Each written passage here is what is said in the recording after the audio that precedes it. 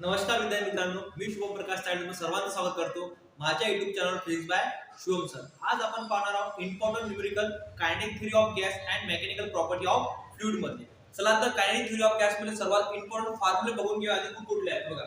त्यामध्ये सर्वात जर आपण पाहिलं तर कायनेटिक थ्योरी ऑफ गॅस मध्ये सर्वात इम्पॉर्टंट फॉर्म्युले कुठले आहेत तर पहिला फॉर्म्युला बघा काय आहे तर ideal gas equation. Ideal gas equation काय राहते आपल्याकडे PV nRT।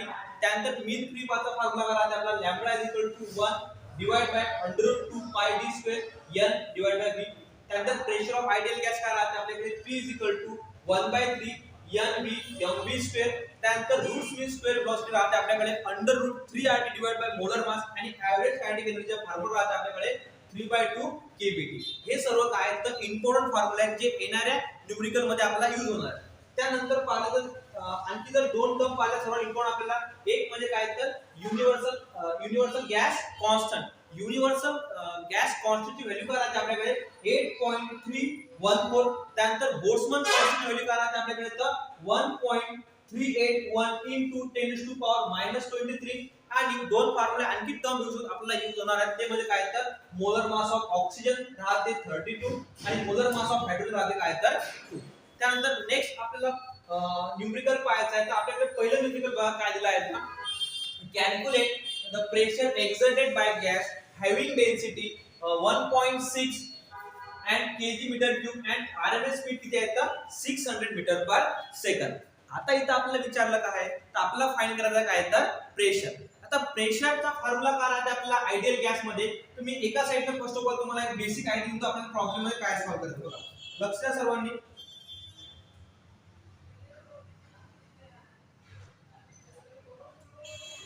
तर प्रेशरचा आपला फॉर्म्युला काय राहते तर प्रेशर राहते आपल्याकडे P 1/3 n m v square divide by काय तर v।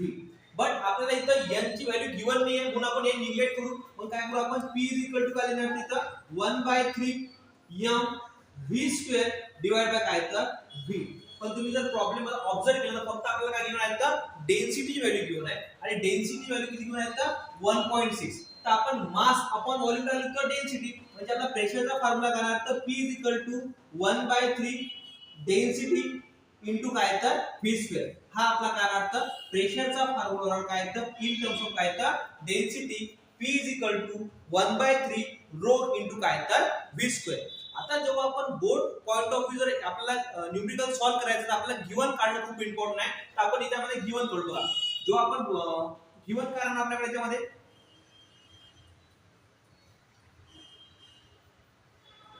काय राहते डेन्सिटी किती गिवन आपल्याला रो इक्वल टू काय तर 1.6 kg मीटर क्यूब। त्यानंतर आपल्याला काय गिवन आहे तर v RMS गिवन आहे किती गिवन आहे v RMS तर आपल्याला दॅट इज काय तर 600 मीटर पर सेकंड। आणि आपला फॉर्म्युला काय आला तर दॅट इज P 1/3 इनटू काय तर रो इनटू काय तर v स्क्वेअर। आता आपल्याला रो ची व्हॅल्यू किती आहे तर 1.6 कुठं पुरा आपण 1/3 इनटू रो ची व्हॅल्यू काय आपल्याकडे 1.6। त्यानंतर v ची व्हॅल्यू v किती ला आपल्याला v RMS ला काय तर 600 इनटू काय तर स्क्वेअर। ओके मग आता 600 चा 1/3 इनटू काय तर 1.6 इनटू 600 चा जर स्क्वेअर ला किती येणार तर 36000। आता बघा आपण इधर भाग देणार 12 चा भाग जाते बरोबर आहे का। 12 इनटू 1.6 किती येणार जर आपण मल्टिप्लाय केलं किती येणार तर बघा इथं स्लाइड मध्ये घेतो प्रेशर काय आहे आपल्याकडे तर दॅट इज जर आपण मल्टिप्लाय केलं काय तर 1.6 इनटू 12 किती येणार आपल्याकडे तर 19200 आणि जे युनिट राहते आपल्याकडे प्रेशर काय राहते आपल्याकडे पास्कल राहते काय राहते पास्कल। म्हणजे pressure exerted by the gas with RMS speed किती राहणार आपल्याकडे तर 1,92,000। ओके त्यानंतर नेक्स्ट न्यूमेरिकल बघा आपल्याला काय आहे तर आपल्याला काय विचारलं आहे तर find kinetic energy per molecule at 500 Kelvin। काय विचारलं आपल्याला average kinetic energy per molecule at 500 kelvin. जर तुम्ही kinetic theory of gas chapter पाहिलं असेल तर कायनेटिक थ्योरी ऑफ गॅस मध्ये ऍव्हरेज कायनेटिक एनर्जी फॉर्म्युला आहे आपल्याकडे E डिवाइड बाय काय तर N is equal to 3/2 kBt. काय राहते 3/2 kBt. मग आपल्याकडे काय राहते जो kB राहते, kB काय राहते बोल्ट्झमन कॉन्स्टंट. kB काय राहते बोल्ट्झमन कॉन्स्टंट आणि कॉन्स्टंटची व्हॅल्यू काय राहते 1.38 into 10⁻⁻23. काय राहते 1.38 into -23. ओके आणि टेम्परेचर किती होणार आपल्याला 500 केल्विन. ओके तर आपण सॉल्व करू बघा. आपल्याकडे फॉर्म्युला काय याच्यामध्ये घेऊन तर फाइंड करायचं आपल्याला ऍव्हरेज कायनेटिक एनर्जी म्हणजे काय फाइंड करायचं नवीन बट काय तर E डिवाइड बाय काय तर N फाइंड करायचं आहे आपल्याला. बरोबर आहे का. आणि गिवन काय तर टेम्परेचर. डायरेक्टली मी फॉर्म्युला पुट अप करतो बघा. E divide by N is equal to काय राहणार तर 3/2 इनटू काय तर बोल्ट्झमन कॉन्स्टंट इनटू काय तर टेम्परेचर. आता 3/2 इनटू केबी ची व्हॅल्यू काय तर 1.38 इनटू काय तर टेम्परेचर व्हॅल्यू किती आहे आपल्याला 500 म्हणजे काय तर 500. जर आपण आता 2 न 500 ला काय केलं आपण तर डिवाइड केलं किती राहणार तर 250. बरोबर आहे का. आता 250 जर आपण या 3 ने जर काय केलं आपण तर एक मिनिट इथे आपण व्हॅल्यू थोडं रॉंग केले. केबी ची व्हॅल्यू काय आहे आपल्याकडे दॅट इज 3/2 इनटू 3/2 केबी ची व्हॅल्यू केबी राहते 1.38 इनटू 10⁻⁻23 इनटू काय तर 500. बघा आता जर आपण 2 न काय केली तर डिवाइड केलं तर राहणार का आपल्याकडे 250. 250 जर 3 न मल्टिप्लाय केलं किती आन्सर आला तर 750. ओके आणि 750 इनटू काय आला तर 1.38 इनटू 10⁻⁻23. आता आपल्याकडे काय अर्थ जर आपण 750 न मल्टिप्लाय केलं काय होतं 1.38 ला तर आपला आन्सर काय अर्थ 1035 इनटू काय तर 10⁻⁻23.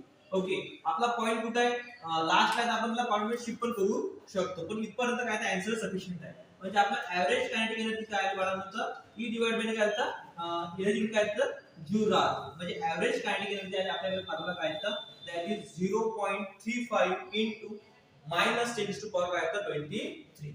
त्यानंतर नेक्स्ट प्रॉब्लेम बघा काय आहे तर calculate the average kinetic energy of gas molecule at काय तर 300 केल्विन. सिमिलर प्रॉब्लेम आहे फक्त आधी काय दिलं आपल्याला काय तर 500 केल्विन होतं इथं काय आहे तर 300 केल्विन आहे. याचा आन्सर तुम्हाला कमेंट मध्ये सांगा काय राहणार.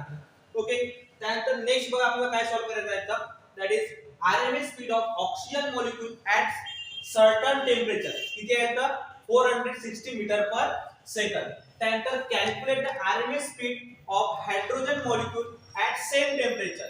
त्यामध्ये आपल्याला गिवन काय आहे तर मोलर मास गिवन आहे ऑक्सिजनचं आणि काय आहे तर हायड्रोजनचं मोलर मास गिवन आहे. बरोबर आहे काय. आता आपल्याला फाइंड करायचं आहे तर RMS speed of hydrogen molecule काय म्हणतात RMS speed of hydrogen molecule. Okay तर फर्स्ट ऑफ ऑल आपण RMS स्पीड ऑक्सिजनची फाइंड करू. तर ऑक्सिजनची RMS स्पीड काय राहणार बघा लक्ष द्या सर्वांनी. तर आपला RMS स्पीडचा फॉर्म्युला काय राहते RMS म्हणजे काय तर रूट मीन स्क्वेअर वेलोसिटी. तर काय राहते आपला RMS चा फॉर्म्युला तर VRMS इज इक्वल टू राहते आपल्याकडे √3RT डिवाइड बाय काय तर मोलर मास. आता हा जो RMS स्पीड आहे आपण कशासाठी फाइंड करू आहोत ऑक्सिजन साठी. म्हणून आपण इथे काय लिहिणार पुन्हा फॉर्म्युला तर रिअरेंज करून दा बघा that is VRMS of oxygen molecule काय राहणार तर √3RT डिवाइड बाय काय तर मोलर मास. आता आपला ऑक्सिजनचा मोलर मास गिवन आहे किती आहे तर that is 3RT. Molar mass किती आहे तर ऑक्सिजनचा 32. याला नंतर मी इक्वेशन नंबर 1 काय तुम्ही आता इक्वेशन नंबर 1 म्हणजे आपल्याकडे काय आली तर VRMS ची व्हॅल्यू आहे किती आली तर VRMS इक्वल टू आला तर oxygen that is √3RT divide by काय तर 32. आता सिमिलरली काय करू आपण RMS स्पीड फाइंड करू हायड्रोजन मॉलिक्यूल साठी. तर काय येणार तर that is VRMS of hydrogen molecule is equal to काय येणार तर √3RT डिवाइड बाय काय तर मोलर मास. ओके आता हायड्रोजन मोलर मास घेऊन आपल्याला किती आहे that is 3 RT divide by काय तर 2 आणि VRMS ऑफ हायड्रोजन मॉलिक्यूल याला म्हणतो मी काय तर इक्वेशन नंबर 2. आता आपल्याला काय फाइंड करायचं आहे तर calculate the RMS speed of hydrogen molecule find करायचे आणि आपल्याला ऑलरेडी काय आहे तर RMS speed of oxygen molecule given आहे किती आहे तर 416 म्हणजे आपल्याला व्ही ऑक्सिजन किती आहे तर 416 इज इक्वल टू काय आहे तर √3RT डिवाइड बाय 2 ही आपल्याला काय आहे तर ऑक्सिजनची आपल्याला काय आहे तर RMS स्पीड काय आहे तर गिवन आहे. आता आपल्याला काय करायला लागतं तर हायड्रोजन मॉलिक्यूलची फाइंड करायची म्हणून काय करतो मी इक्वेशन 2 डिवाइड बाय इक्वेशन 1 करतो. जर मी इक्वेशन 2 डिवाइड बाय इक्वेशन 1 केलं तर काय राहणार माझ्याकडे equation 2 divide by equation 1.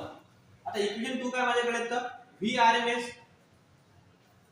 Of hydrogen molecule is equal to काय येतं √3RT डिवाइड बाय काय येणार आपल्याकडे बघून घ्या एकदा एक मिनिट काय तर 2 ओके डिवाइड काय करणार आपण तर VRMS of oxygen molecule under root काय करणार दॅट इज 3RT डिवाइड काय तर 32. आता बघा आपण जर डिवाइड केलं तर काय येणार that is 3RT K cancel आणि 32 काय येणार वर जाणार म्हणजे काय येणार आपल्याकडे VRMS of hydrogen molecule is equal to काय राहणार आपल्याकडे तर हा जो 32 वर जाणार म्हणजे काय येणार 32 डिवाइड बाय काय तर 2 डिवाइड करणार येतं VRMS ऑफ ऑक्सिजन मॉलिक्यूल. आता आपल्याला काय येतं हायड्रोजन मॉलिक्यूल फाइंड करायला लागते हायड्रोजन मॉलिक्यूल फाइंड करायला लागते ऑक्सिजनची वेलोसिटी काय आहे आपल्याला गिवन आहे म्हणून या साइडला घेऊन जाऊ आपण. तर त्या साइडला घेऊन गेलो काय आपल्याला येतं VRMS इज इक्वल टू काय येतं VRMS of hydrogen molecule is equal to VRMS of oxygen molecule into याचा रेशियो किती आहे 32 डिवाइड बाय 2 काय असतं √16. ओके आता आपल्याकडे इथे व्हॅल्यू गिवन आहे किती आहे तर ऑक्सिजनची तर 416 इनटू जर आपण पाहिलं व्हॅल्यू पाहिली काय आहे तर √16 ची व्हॅल्यू किती आहे तर 4 आणि 4 ला जर आपण मल्टिप्लाय केले किती ना 416 तर आपला आन्सर काय येणार तर 1814 आणि वेलोसिटी कशामध्ये राहतं मीटर पर सेकंद मध्ये राहते त्याच्यामध्ये राहते मीटर पर सेकंद म्हणजे VRMS of hydrogen molecule VRMS of hydrogen molecule किती राहणार तर 1040 मीटर पर सेकंद. समजलं का ओके त्यानंतर नेक्स्ट